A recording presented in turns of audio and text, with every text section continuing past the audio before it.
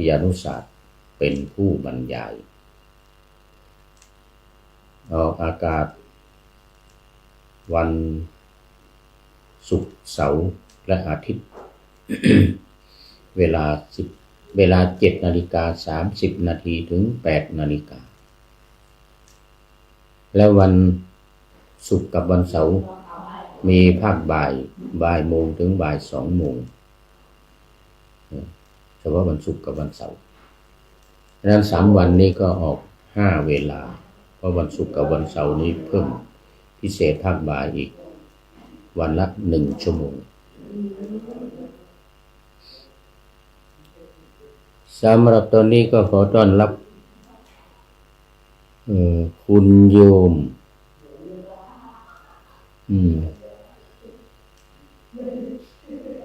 โอ้พระครับสุรศักดิ์พรหมศรีโอ้ขออภัยหลวงพี่สุรศักดิ์พรหมศรีจากจันทบุรีนี่ตอนนี้จำได้แล้วจากจันทบุรีวันก่อนว่าผิดว่าหนองคายหนองคายนั่นเป็นโยมนั่นเป็นโยมลืมชื่อไปแล้วถ้ามาอีกทีจึงจะจำได้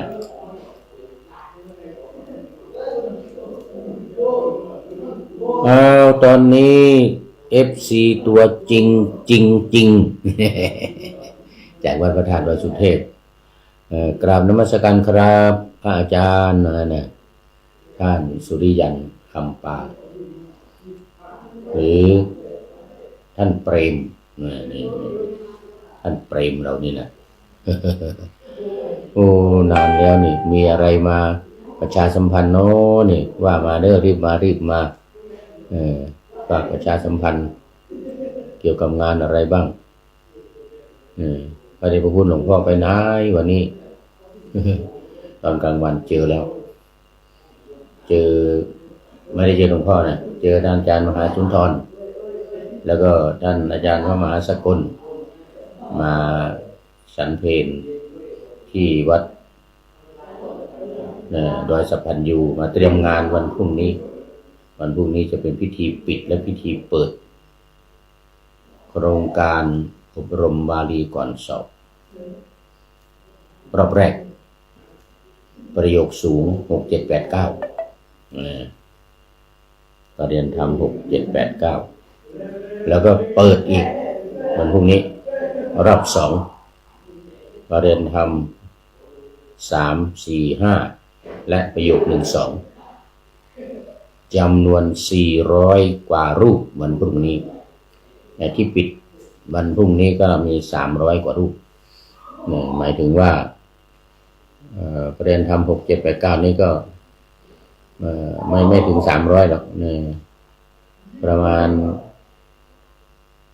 ไม่ถึง100ด้วยนะไม่ถึง100 70-80 รูปที่เหลือเป็นเตรียม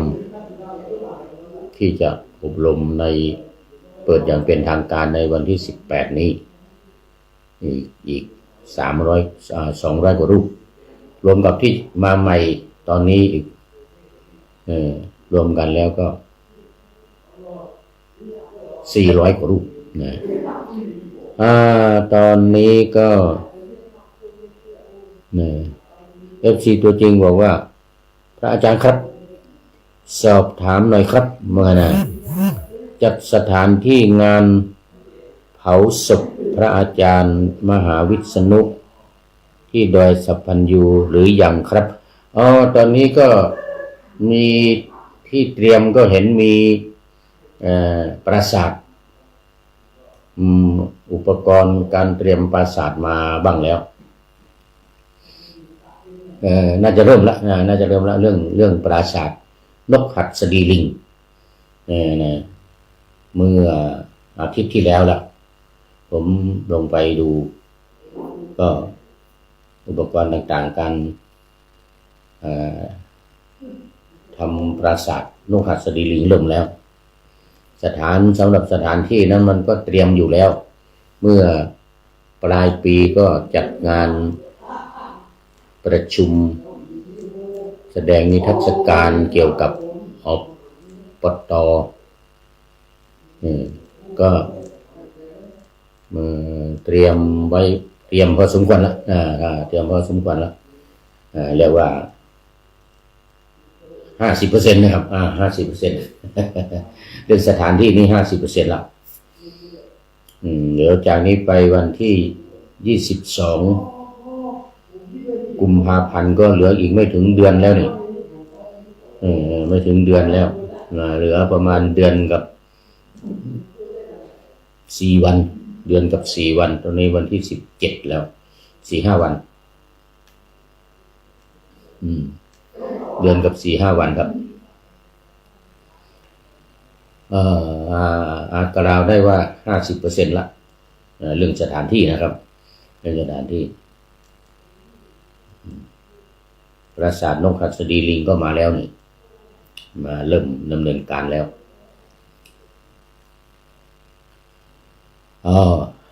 ขอบคุณมากสำหรับตอนนี้ก็กดไลค์กดแชร์กันตุ๊บตับโอ้โหโมทนาโมทนาโมทนาอีกอย่างหนึ่งก็คือเจ้าภาพภัตตาหารเช้าเพลตั้งแต่13 ถึง 17วันนี้นะครับศิษย์ครูบาศิษย์หลวงปู่ทองวัดพระธาตุสีจอมทองวันนี้อาหารจากร้านอาหารในเมืองมาเต็มโต๊ะเลยครับทั้งไก่ทั้งปลาอะไรเยอะแยะเต็มไปหมดโมทนาขอบคุณเป็นอย่างยิ่งแล้วก็มีท่านพระครูวัดศรีสุพรรณซึ่งผมลืมชื่อไปมาร่วมเป็นเจ้าภาพอีก1 ท่านตอนนี้ขอต้อนรับอาจารย์กายท่านอาจารย์หานรงค์โสภณธรรมโมว่าวัดพระสิงห์อยู่เคสาธุครับผมนี่นี่ FC ตัวจริงนี่เข้ามาทุกวันเลยอาจารย์กายยกกระพุ่มมือมา3 กระพุ่มมือสาธุว่างั้นนะขอบคุณมากน่าจะหนาวมากนะที่อังกฤษเมืองลันคอร์นประเทศอังกฤษท่านอาจารย์FC ตัวจริงบอกว่าอาจารย์เล่าเรื่องความเป็นมาของนกหัสดีลิงให้ฟังหน่อยครับผมเหมือนนะนกหัสดีลิงนี่มันเมืองบัดจิกวอกคุณน่ะเล่านี่จะต้องสู้ครูอ้วนมาได้ต้องให้ครูอ้วนมาเล่าวันที่เผา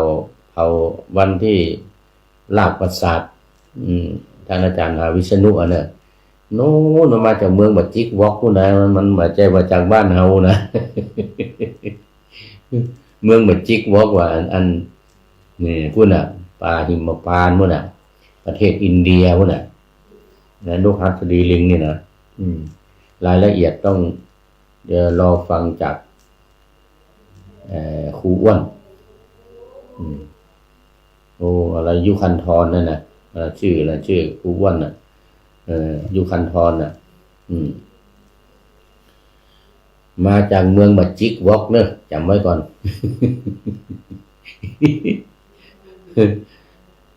ตัวเป็นนกหัวเป็นช้าง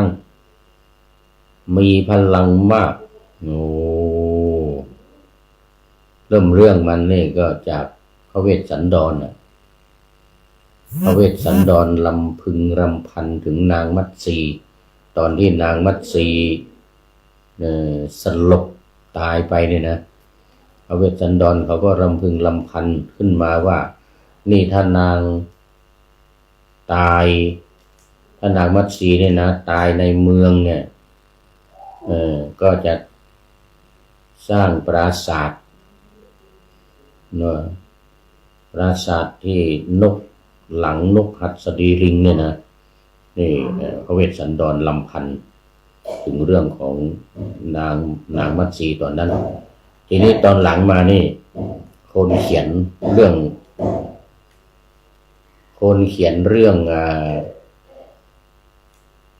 พระเวสสันดรนี่นะรู้สึกว่าจะเป็น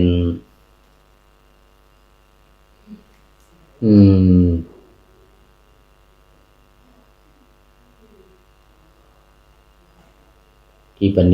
ณีอะไรสักอย่างของพระหลวงพ่อสิริมังคลาจารย์เขียนนะ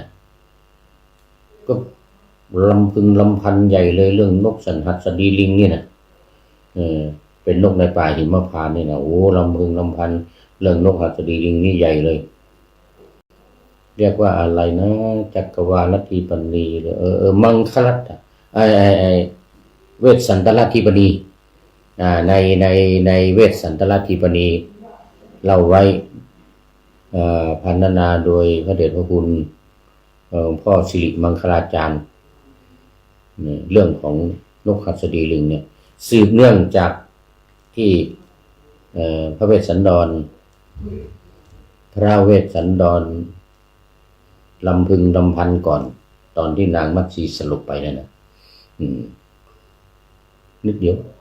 ลำพันนิดเดียวแต่ว่าคนเขียนเวสสันตลทีปณีนี่ก็เอามาขยายเดี๋ยวตอนหลังมานี่ทางภาคเหนือ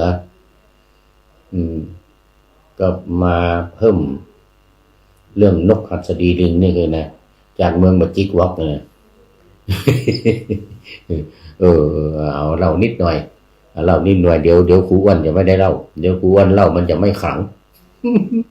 ต้องฟังครูอ้วนเล่าวันที่22อย่าลืมเด้อมาฟังเรื่องนกหัสดีลิงนี่นะกำลังมันยิ่งกว่าช้างสารนี่นะกำลังนกหัสดีลิงเนี่ยกำลังยิ่งกว่าช้างสารอีกแล้วเอาไว้แค่นี้ก่อนเดี๋ยวเวลามันจะหมดวันนี้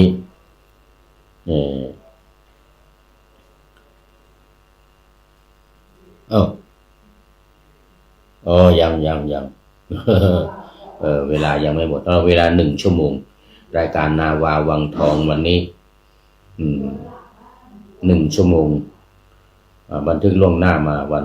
สำหรับไว้วันพรุ่งนี้นะแล้วการจัดรายการล่วงหน้าตอนนี้ก็มีความจำเป็นเนี่ยทำมาทั้งวันเลยเนี่ยได้หลายรายการแล้วเพื่อไว้วันพรุ่งนี้วันมะรืนมะเรื่อง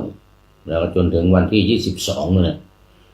เพราะว่าจะเดินทางไปกรุงเทพมหานครวันพรุ่งนี้ตอนเย็นก็เวลาที่จะทำก็คงจะไม่มีละนั่นก็ทำล่วงหน้าไว้แล้วหลายรายการเผื่อไว้ถึงวันที่22เลยสำหรับวันนี้ก็มาเริ่มเรื่องธรรมะในโครงการปูทางสู่การตื่นรู้ธรรมนาวาวังของสำนักพระราชวังซึ่งพระเดชพระคุณหลวงพ่อพระธรรมเสนาบดีเจ้าคณะภาค7วัดพระธานสุเทพได้รับนโยบายจากสำนักพระราชวังมาเมื่อปี2567นะเสร็จแล้วก็มอบหมายส่วนหนึ่งก็มอบหมายท่านพระครูรู้สึกจะเป็นท่านพระครูประหลัดทีนวัตรเจ้าอาวาสวัดยางกวงเนี่ยไปดำเนินการเป็นวิทยากรบรรยายในที่ต่างๆเมื่อปีที่แล้วนี่ไปบรรยายถึงนู่นเลยเยอรมนีในประเทศเยอรมนีท่านพระครูประหลัดทีนวัตรนี่นะประหลัดทีพระครูอะไรเราลืมชื่อไปแล้วประหลัดหรือยังไงเนี่ยนะวัดเจ้าวาดวัดยางกวงก็เป็นวิทยากรหลวงพ่อก็มอบหมายให้เป็นวิทยากรบรรยายเกี่ยวกับเนี่ยโครงการเนี่ยธรรมนาวาวังเนี่ยของพระราชวังเนี่ยไปตามที่ต่างๆเทศบรรยายที่โน่นที่นี่ไปกับต่างประเทศถึงแล้วก็เห็นว่าประชุมทางออนไลน์อะไรต่างๆเนี่ยนะท่านทีนวัตรท่านพระครูประหลัดทีนวัตรวัดยางกวงเนี่ยก็เป็นวิทยากรประจำของ โครงการปูทางสู่การตื่นรู้ของสำนักพระราชวังสำหรับผมนี่ก็ได้รับมอบหมายให้บรรยายทางวิทยุให้หลวงพ่อก็มอบหมายให้จัดเป็นรายการทางวิทยุมาปีกว่าแล้วจะครบ2 ปีแล้วเดี๋ยวเดือนมิถุนายนนี้ก็ครบ2 ปีวันที่13เริ่มมาจากวันที่13มิถุนายน2567 68ผ่าน1 ปีนี้เข้า69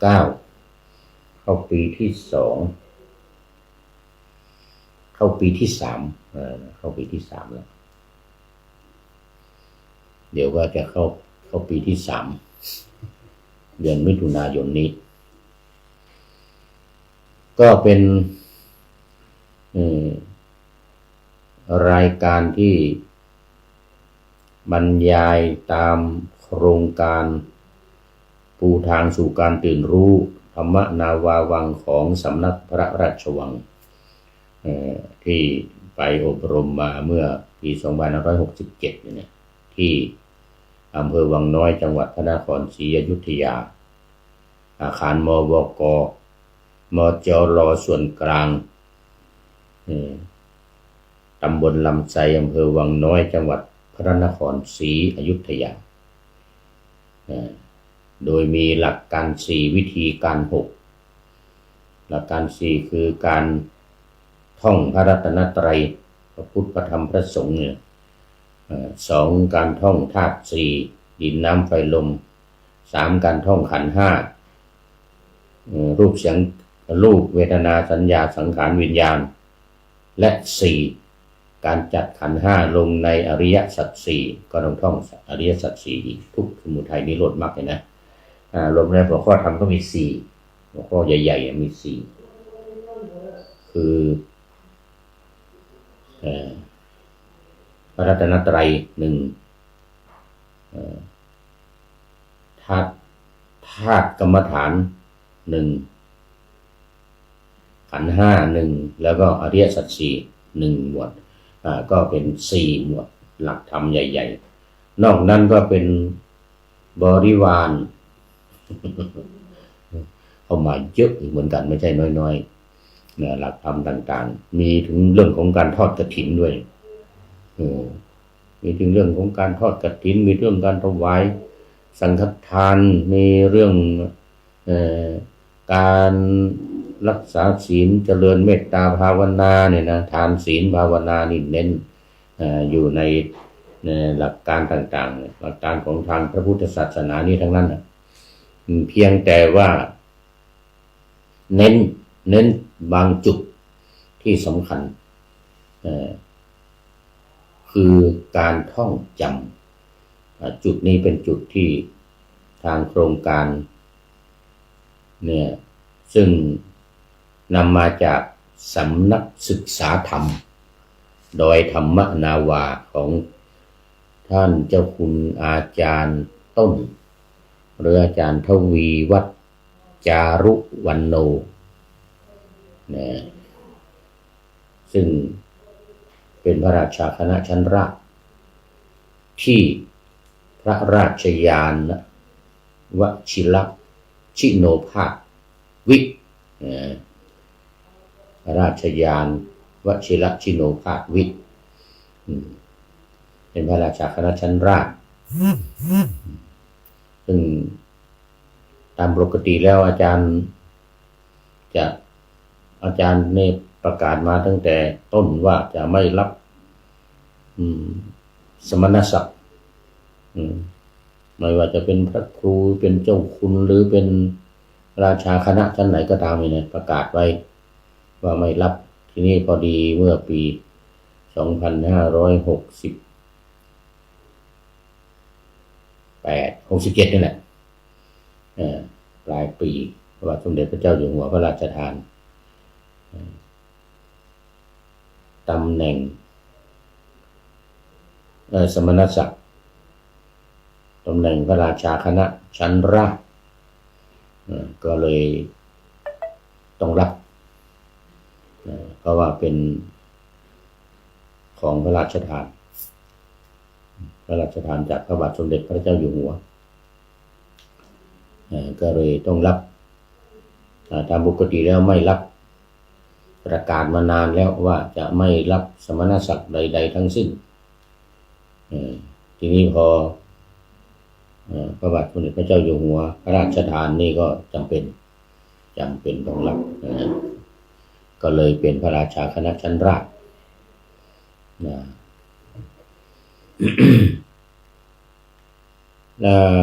วิธีการ6นี่ก็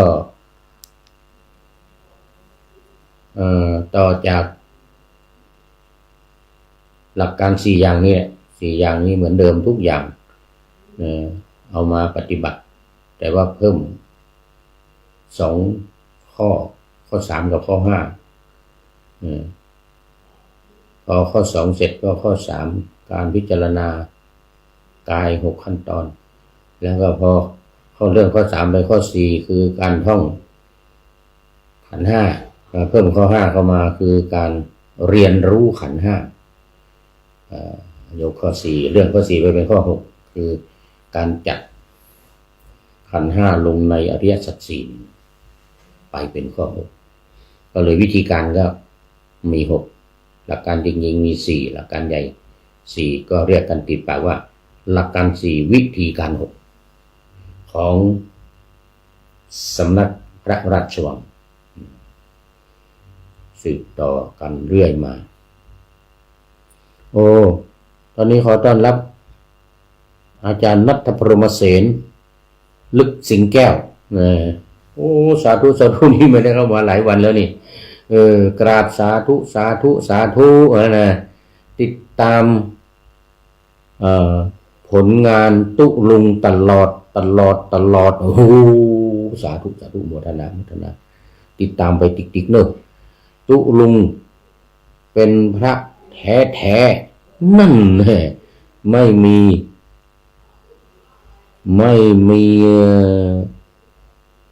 อะไรอ่านไม่ชัดไม่มีวอกแวกอะไรนี่นะสาธุโมทนาอาจารย์ณัฐพลลึกสิงแก้วณัฐพรหมเสนนี่เป็นนามสกุลของพระเดชพระคุณหลวงปู่ทองนะพระราชทานคือมอบใ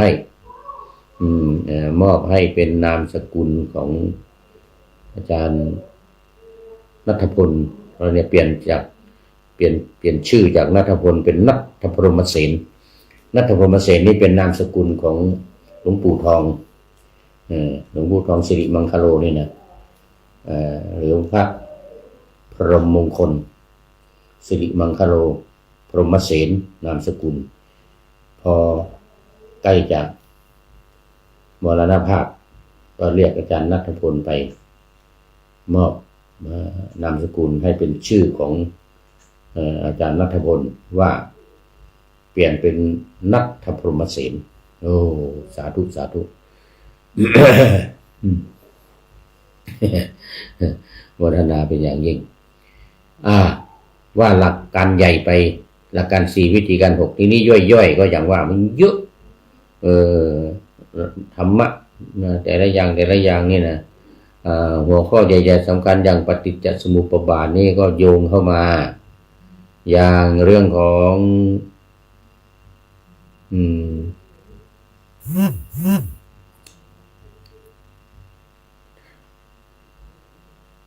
กิเลสความราคะโทสะโมหะสังโยชน์10นี่ก็โยงเข้ามายังไงเพราะว่ามันเข้ามาในหลักของอริยสัจ4แล้วก็ขั้นตอนของอริยบุคคล4คู่นะมันก็เกี่ยวข้องกับสังโยชน์10ประการโดยอ้อมก็ต้องดึงเข้ามาเวลาจะอธิบายเกี่ยวกับการบรรลุเป็นโสดาบันสกทาคามีอนาคามีจนถึงอรหันต์เนี่ยก็ต้องโยงกับ สังโยชน์10ประการอย่างตัวอย่างเช่นพระโสดาบันเนี่ยต้องละสังโยชน์ได้3เบื้องต้นสักกายทิฏฐิวิจิกิจฉาศีลพัตตปรามาสแล้วก็พระอนาคามีนี่ต้องละสังโยชน์3ได้แล้วก็ทำย่ำยีกิเลสราคะโทสะโมหะให้เบาบางลงมีอยู่แต่ว่าไม่หนักหนาสาหัสเป็นเบาบางลงแล้วอย่างความโกรธนี่ก็เหลือแต่ปฏิฆะอย่างเงี้ยคือความหงุดหงิดความรำคาญอยู่ในใจเท่านั้นไม่แสดงออกกระดึงตึงตังหน้าแดงหน้าดำโมหะคือความหลงนี่ก็ลดลงเหลือน้อยเดียวไปอยู่สุดท้ายในสังโยชน์10ประการก็คืออวิชชาข้อที่10นู่นอวิชชาเป็นต้นเหตุของสังขารวิญญาณนามรูปในปฏิจจสมุปบาทต้องโยงปฏิจจสมุปบาทเข้ามาก็เพราะว่าพูดถึงเรื่องของสังโยชน์10ประการเนี่ยสังโยชน์ข้อสุดท้ายที่ละได้แล้วจะเป็นพระอรหันต์มันก็ต้องโยงเรื่องสังโยชน์เข้ามาเสร็จแล้วก็เรื่องในข้อปฏิบัติก็ต้องไปโยงเอาหลักการในปฏิจจสมุปบาท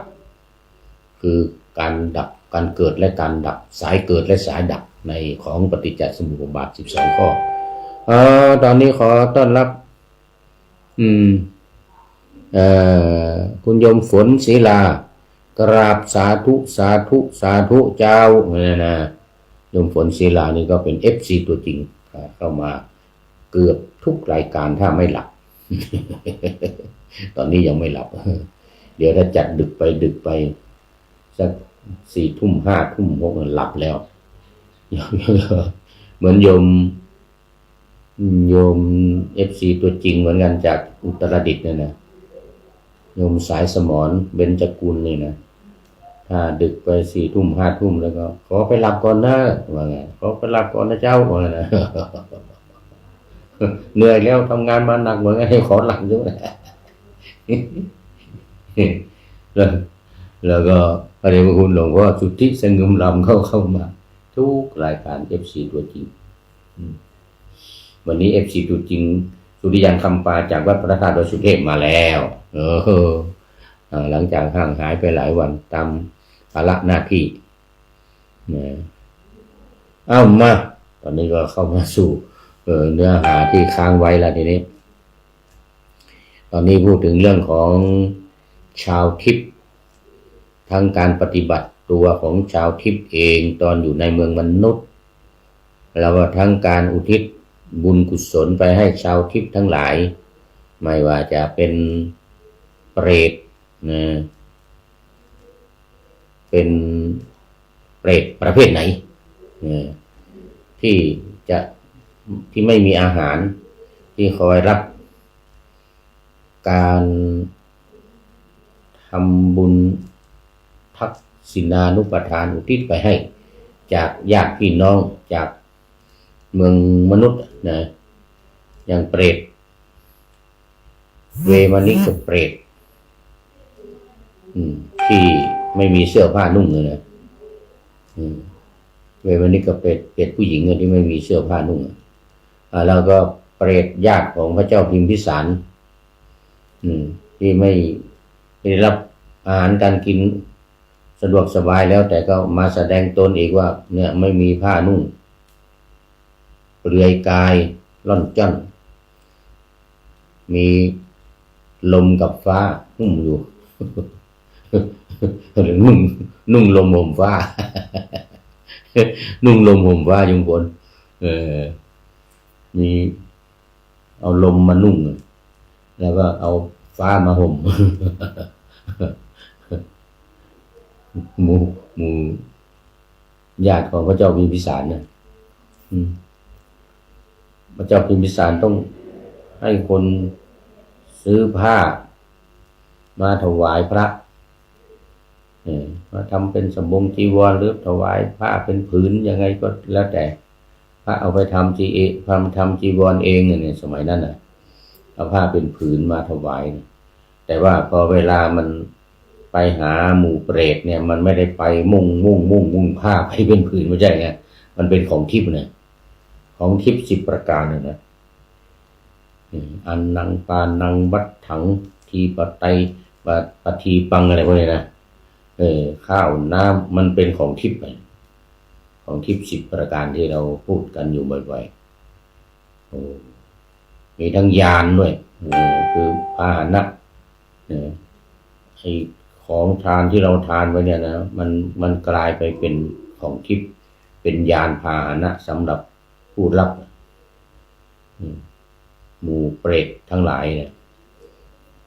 เทวดาก็คือเปรตเหมือนกันคือละเปรตมันละจากโลกนี้ไปเกิดในภพไหนก็เป็นเปรตทั้งนั้นแต่ว่าในภพที่ดีถ้าเป็นเทวดาก็ดีเป็นสวรรค์ชั้นดุสิตชั้นดาวดึงส์อะไรอย่างนี้นะหรือไปเป็นพรหมนุ่น16 ชั้นโดยเฉพาะใน5 ชั้นสุดท้ายใน12 ถึง 16เนี่ยเขาเรียกว่าสุทธาวาสตั้งแต่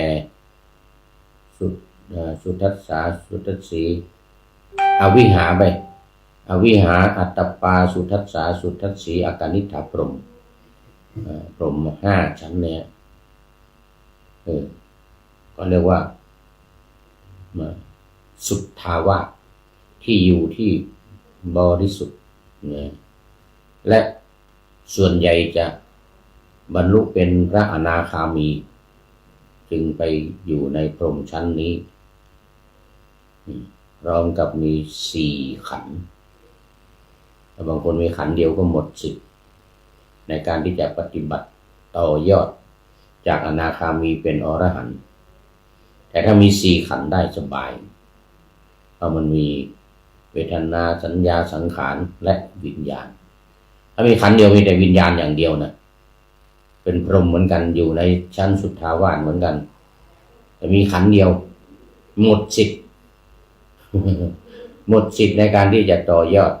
พิจารณาอุทธัมภาคิยสังโยชน์ได้สำหรับตอนนี้ขอต้อนรับครูยานี่ครูยามาแล้วเป็น FC ตัวจริงแล้วตอนนี้ครูยากราบไหว้สาเจ้าดีใจครูยามาแล้วพร้อมกับมาโปรไฟล์รูปของพระเดชพระคุณหลวงพ่อพระธรรมพระเทพมังคลาจารย์ว่าผิดเป็นธรรมนี่น่าจะได้เป็นชั้นธรรมในปีนี้นะเป็นธรรมมังคลาจารย์นะหลวงพ่อเจ้าคณะจังหวัดเชียงใหม่อันนี้โปรไฟล์มาแล้วโปรไฟล์หลวงพ่อเจ้าคณะจังหวัดเชียงใหม่ตอนนี้กำลังทำปอยหลวงทำบุญใหญ่เลยฉลองพุทธมณฑลนี่ที่อำเภอดอยหล่อเนี่ยได้ยินเสียงตึ้งตังเนี่ยอยู่นี่ได้ยินเสียงเลยนะได้ยินเสียงดนตรีได้ยินเสียงแห่ฉลองปอยหลวงงานฉลองพุทธสถานเขาเรียกอะไรพุทธมณฑลจังหวัดเชียงใหม่ที่อำเภอดอยหล่อครูยาก็น่าจะอยู่ที่ปอยหลวงนี่ละมั้งนี่ครูยานี่ มาแล้วสหรัฐอเมริกาวัดไทยพุทธวิหารโครงการวัดไทยพุทธวิหารคุณโยมจีรพันธ์เมืองแจ็คสันรัฐมินนิโซตาสหรัฐอเมริกาสาธุขอเจริญพรยินดีต้อนรับเป็นอย่างยิ่งคุณโยมจิรพันธ์บอกว่าสาธุค่ะว่าไงนะ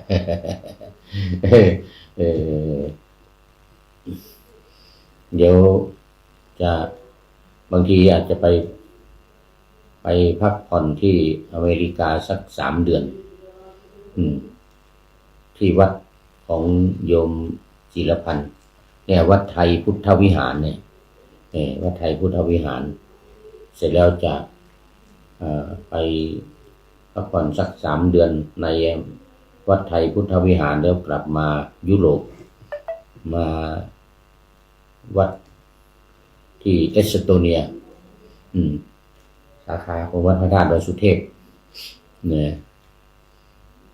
เป็นศูนย์ปฏิบัติธรรมของวัดพระธาตุดอยสุเทพอยู่ที่ประเทศเอสโตเนียต้องกลับมาประจำอยู่ที่นั่นไปอเมริกาก่อนสัก3 เดือนแล้วมาประจำอยู่ที่นั่น5 ปีคือไปคราวนี้5 ปีเดี๋ยวไปพักผ่อนที่วัดของโยมจีรพันธ์สัก3 เดือนเดี๋ยวคุณโยมจีรพันธ์จะได้ช่วยจัดดำเนินการเรื่องขอวีซ่าเรื่องขอวีซ่าโอ้โมทนาขอบคุณกับโยมจีรพันธ์เป็นอย่างยิ่ง นี่อีกในช่วงเดือนมิถุนาพฤษภามิถุนาเนี่ยนะพฤษภามิถุนากรกฎาสิงหาเนี่ยตรงนี้เพราะว่ายังไม่ไปที่เอสโตเนียมันยังหนาวอยู่กุมภาเดี๋ยวไอเมษาพฤษภานี่ยังหิมะยังตกอยู่หิมะสูงขึ้นมาถึงหัวเขานี่ที่วัดที่วัดพระธาตุดอยสุเทพที่เอสโตเนียนะออกไปไหนไม่ได้พระต้องจำพรรษาตั้งแต่เดือนธันวามาเดือนธันวาต้นเดือนธันวาตอนนี้กำลังจำพรรษาอยู่จะออกพรรษาเดือนมีนาต้นเดือนมีนา3 เดือนจำพรรษาไม่เหมือนชาวบ้านเขาหรอกไม่เหมือนทางเมืองไทยเพราะอะไรเพราะไปไหนไม่ได้อยู่ในเกาะไอกาน่าติดกับเมืองทานลินเมืองหลวงของเอสโตเนียนะแต่มันเป็นเกาะออกไปต่างหาก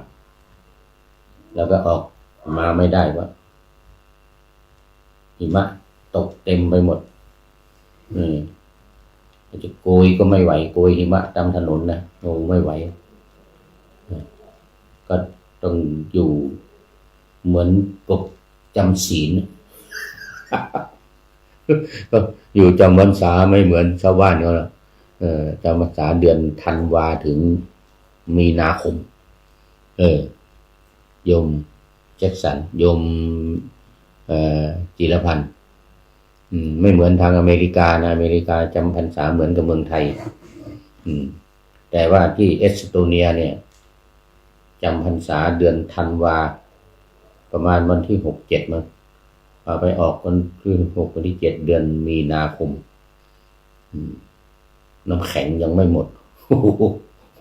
น้ำแข็งยังไม่หมดแต่เริ่มละลายแล้วเริ่มละลายมีนาเมษาพฤษภานี่ยังมีน้ำแข็งอยู่ปีที่แล้วเดือนมิถุนา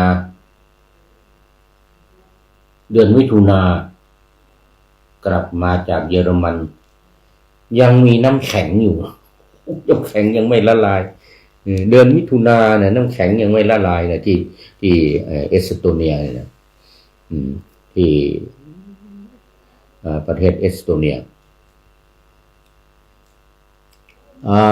โยมจีรพันธ์บอกว่านิมนต์ข้าว่างั้นนะจะเตรียมตัวซื้อตั๋วเครื่องบินให้หลวงพ่อข้าโอ้สาธุโมทนาเป็นอย่างยิ่งแล้วเดี๋ยวจะทำพาสปอร์ตใหม่ก่อนเนอะเดี๋ยวสอบเสร็จนี่จะทำพาสปอร์ตต่อพาสปอร์ตเพราะมันเหลือไม่ถึงปีแล้วเนี่ยประมาณ 7-8 เดือนไปขอวีซ่าเดี๋ยวเขาจะเห็นว่าพาสปอร์ตเหลือน้อยเขาจะไม่ให้เราจะต้องต่อใหม่ต่อวีซ่าให้มันได้5 ปีก็พอดีจะใช้วีซ่าของเอสโตเนียอีก5 ปีจะได้เท่ากันกับพาสปอร์ตพอดีเลยโอ้ขอบคุณมากเจริญพรขอบคุณมาก ผมจะเดินทางไปโน่นนะเดือนมิถุนาเนี่ยนะพฤษภาหรือมิถุนาน่าจะเป็นหลังวิสาขะหรือก่อนวิสาขะเดี๋ยวดูก่อนดูการทำพาสปอร์ตการทำพาสปอร์ตแล้วก็เดินทำวีซ่าของเอสโตเนียนี่ต้องไปทำประเทศอินเดียนู่นนะไม่ได้ทำในเมืองไทยนะปีที่แล้วก็ไปปีก่อนนะปี2567นะไปอยู่อินเดีย1 เดือนกว่าไปทำวีซ่าเข้าเอสโตเนียนี่ไม่มีสถานทูตในเมืองไทยนี้ไม่มีสถานทูตต้องไปทำที่ประเทศเอสโตเนียเอาละตอนนี้เข้ามาสู่เนื้อหาสาระของธรรมะกันเลยนะจากพระไตรปิฎกนี่จะหมดเวลาใช่ไหม จากพระไตรปิฎกเล่มที่25รายการพระไตรปิฎกลอยฟ้าวันนี้โอ้เดี๋ยวนาวาวังทองนาวาวังทองนี่พระไตรปิฎกเล่มที่26นะกำลังมาถึงเรื่องวิหารและวัตถุวิหารวิมานวิมานชื่อวิหารเนี่ยนะแล้วก็มีมาในอัตถกถา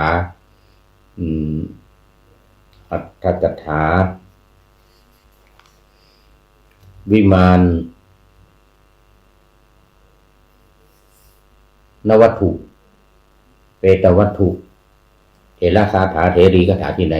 พระไตรปิฎกเล่มที่26วันนี้เรื่องวิหารและวิมานต่อจากตอนเช้า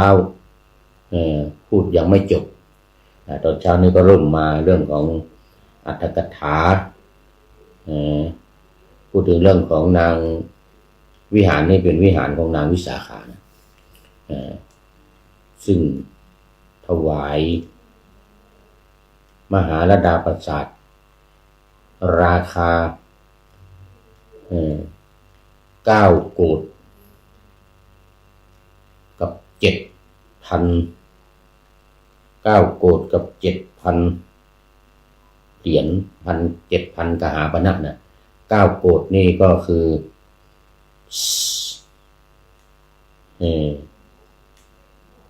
9,700,000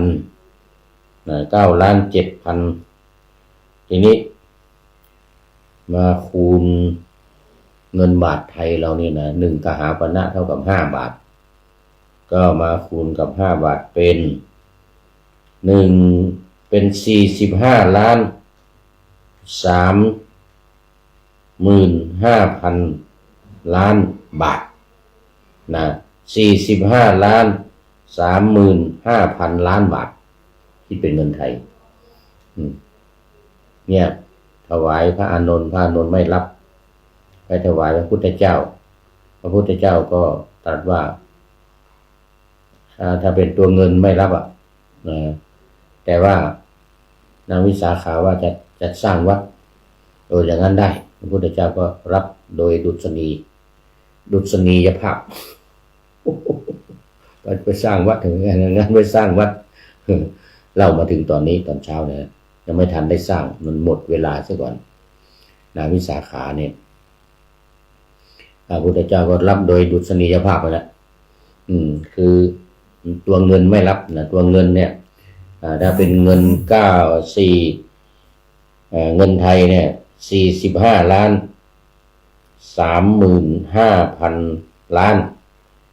45,35,000 ล้านนะไม่ใช่ 5,000 บาทนะไม่ใช่45,35,000 บาทไม่ใช่นะ45,35,000 ล้านบาท5,000 ล้านบาทเพราะว่าเงินเหรียญกหาปณะมัน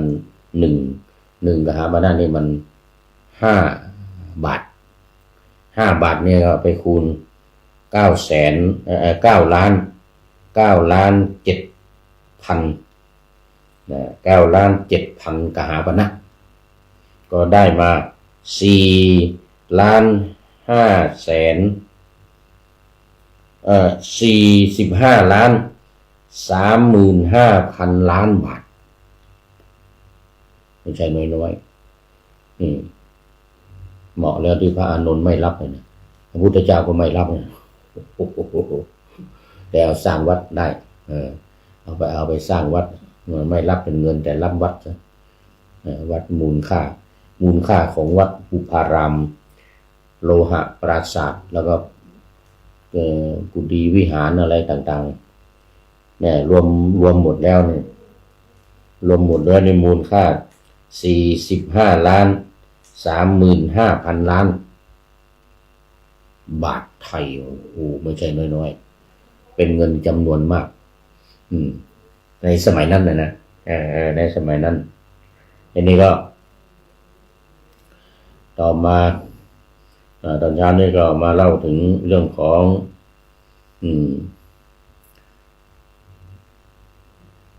นางวิสาขาจะสร้างวัดมาถึงนางวิสาขาจะสร้างวัด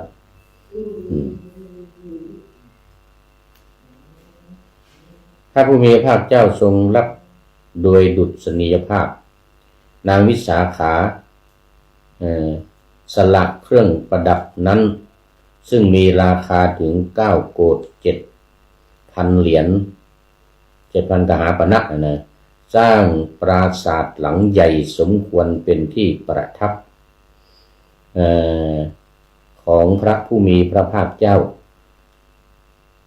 และเป็นที่อยู่ของพระภิกษุสงฆ์ประดับด้วยห้อง 1,000 ห้องคือชั้นล่าง500 ห้องชั้นบน500 ห้องเช่นเสมือนเทพวิมานมีภูมิชั้นดุจคลังแก้วมณีมีส่วนของเรือนเป็นต้นว่าฝาเสาคือจันทันช่อฟ้าบานประตูหน้าต่างและบันไดที่ท่านพระมหาโมคคัลลานะเถระผู้ควบคุมการก่อสร้างต้องมหาโมคคัลลานะนะควบคุมการก่อสร้าง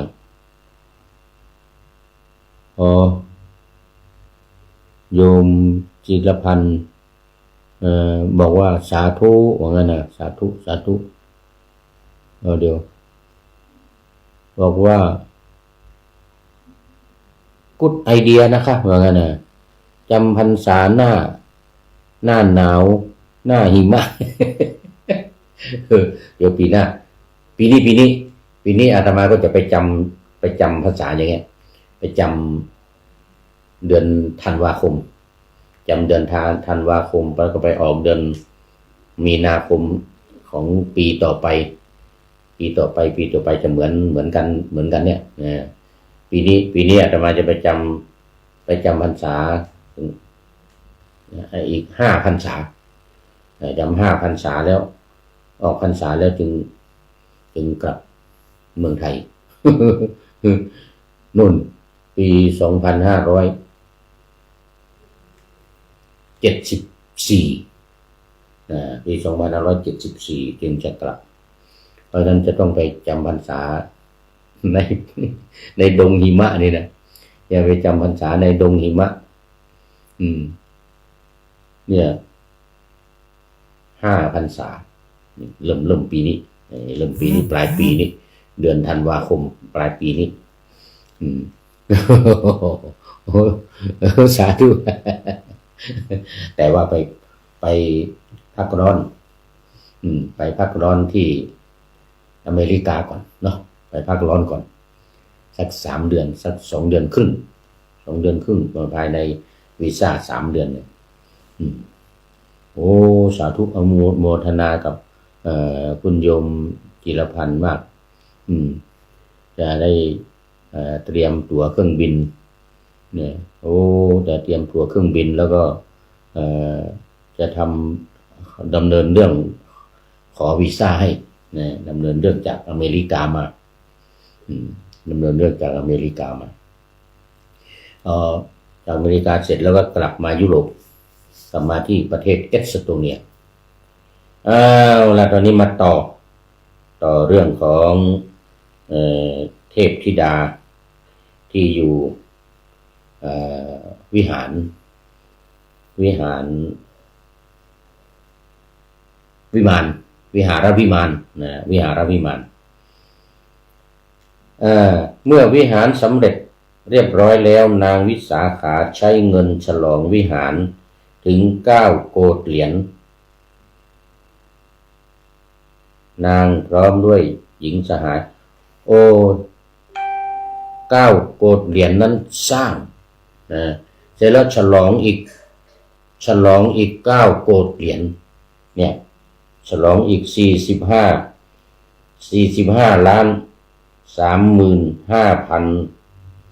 ล้านบาทเงินไทยเนี่ยนี่ฉลองอีก45นะนี่เหมือนกับพระเจ้าเดี๋ยวเหมือนกับอนาถบิณฑิกาเศรษฐีนะอนาถบิณฑิกาเศรษฐีนี่เฉพาะซื้อที่ดิน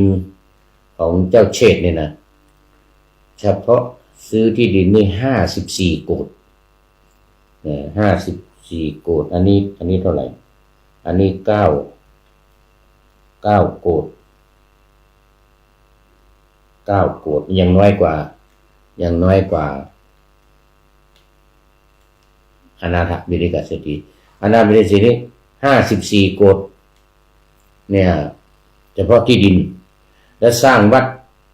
เชตวันอีก54 โกฏเป็นเท่าไหร่นะ54เป็น108 โกฏ108 โกฏของนั่นเนี่ยเสร็จแล้วฉลองอีก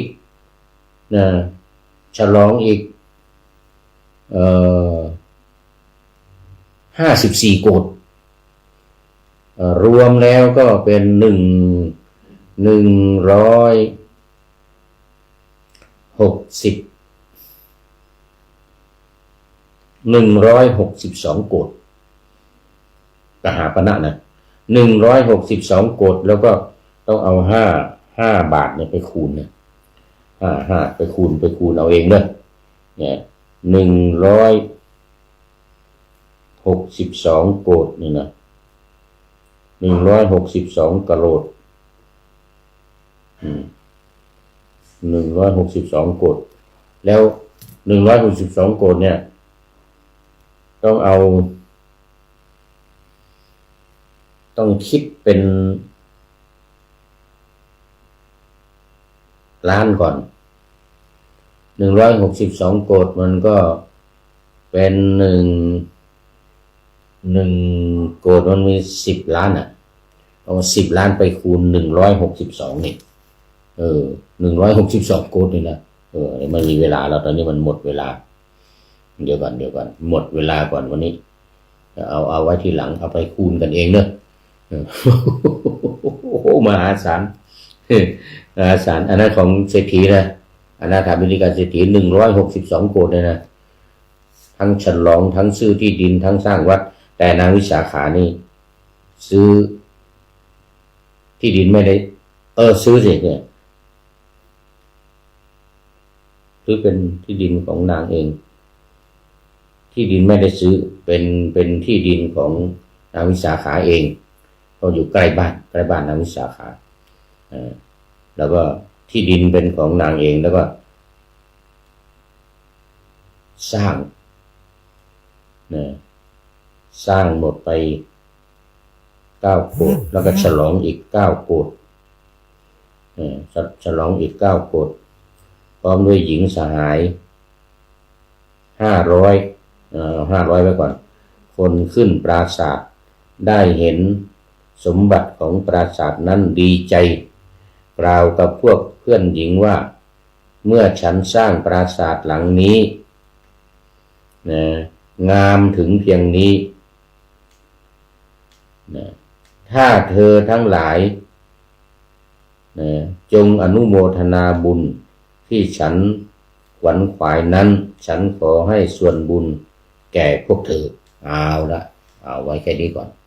วันนี้หมดเวลาวันนี้คุณโยมจีรพันธ์จากอเมริกาเมืองแจ็คสัน รัฐมินนิโซตาเป็นท่านสุดท้ายของรายการในค่ำคืนวันนี้เข้าสู่เส้นชัยของรายการขออนุโมทนาเป็นอย่างยิ่งแล้วก็ทุกท่านที่เข้ามาแล้วผ่านไปแล้วทั้งหมดวันนี้ข้อคิดท้ายรายการได้จากสถานีธรรมอีกแล้วสถานีธรรมในเฟซบุ๊กนี่แหละใช้นามปากกาว่าสถานีธรรมเขียนฝากข้อคิดไว้ว่าคนแห้งแล้งน้ำใจไม่น่าครบคนแห้งแล้งน้ำใจไม่น่าคบควรหลีกหลบให้ไกลอย่าไหลหลงเปรียบพืชพันธุ์แห้งเหี่ยวไซไม่ยืนยงไม่มั่นคงในจิตมิตรไมตรีต้องไม่แห้งแล้งน้ำใจเหมือนนางวิสาขานี่โอ้โหน้ำใจเหลือเกินเลยสหาย50สหาย500ยกส่วนบุญทานที่ทำในครั้งนี้ให้สหายหมดโอ้โหแต่ของตัวเองก็ยังมีอยู่นะไม่ใช่ยกให้แล้วตัวเองหมดนะ อันคนเห็นแก่ตัวอย่างร้ายกาจจ้องพิฆาตเอาเปรียบทุกวิถีอยู่ใกล้ใครบรรลัยวายชีวีจงรีบหนีถอยร้างให้ห่างไกลโอ้นี่เป็นข้อคิดที่สุดยอดเลยวันนี้ท้ายรายการเหมือนนางวิสาขาเลยขอนำนาวาวังทองไปก่อนแล้วจะย้อนมาใหม่ในวันหน้าคือวันพุธศุกร์เสาร์อาทิตย์ตามตารางเวลาที่วางอยู่ข้างในขอทุกท่านเป็นรายการเป็นธรรมะจากพระราชวังเป็นนาวาโด่งดังสว่างไสวเป็นทองคำล้ำค่ากว่าสิ่งใดชุบชีวิตจิตใจให้ใสงามขอท่านทั้งหลายนำไปท่องตามคุณของพระรัตนสามพุทโธเมนาโถธัมโมตามสังโฆเมนาโถยามภาวนาว่าบ่อยๆซ้ำๆจำในจิตจนมันติดในใจไม่หายหน้านอนนั่งยืนเดินจำทุกเวลาตั้งแต่ตื่นขึ้นมาถึงหลับไปขอทุกท่านได้ผลจากปฏิบัติได้กำจัดความทุกข์พบสุขใสพลันปลอดโปร่งโล่งสบายทั้งกายใจอยู่ที่ใดใจสงบพบนิพพานขอเจริญพร